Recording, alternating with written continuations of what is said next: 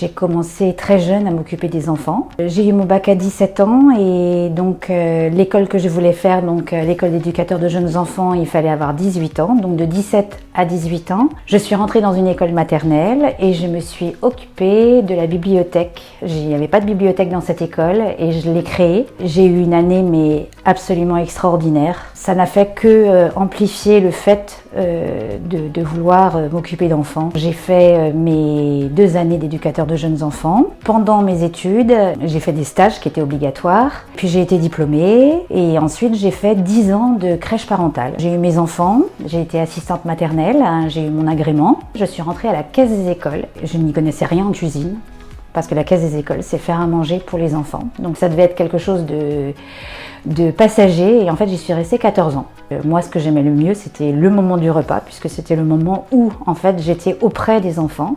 J'ai essayé de reprendre la crèche, sauf qu'en 14 ans il s'est passé beaucoup de choses et les crèches ne sont plus les mêmes crèches pour moi à mes yeux, donc j'en ai essayé une, j'en ai essayé 2 et j'ai dit bon non, c'est plus pour moi la crèche. J'ai décidé de travailler en agence.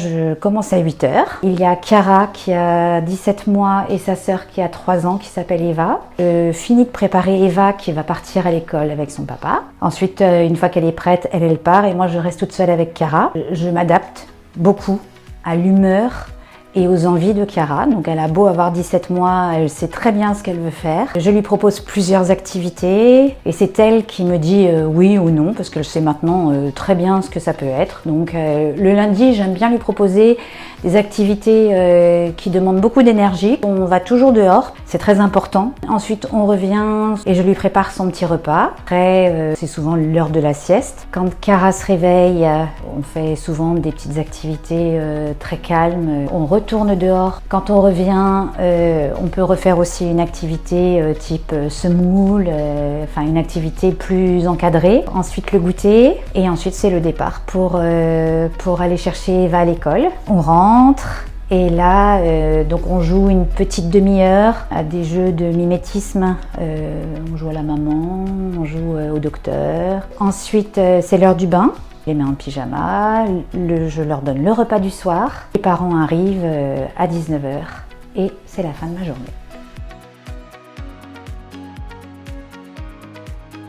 Déjà, aucune journée n'est pareille. On a une liberté incroyable. Quand on travaille sur un point précis et que tout à coup on voit que c'est acquis, on trouve ça formidable, on se dit on a fait un grand pas.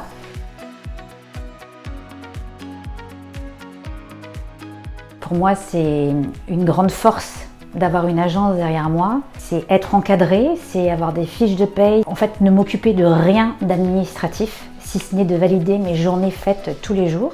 Ça, pour moi, ça n'a pas de prix.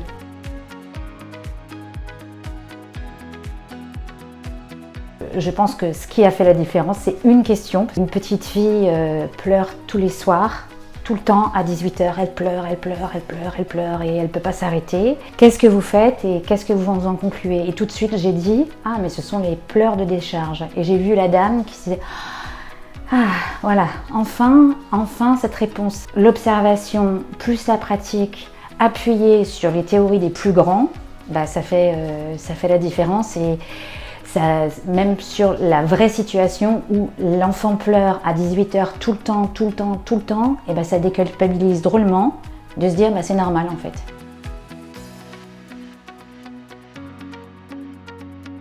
Si un jeune hésite, je me dis bon, alors faites des stages, commencez votre école bien sûr, mais des stages.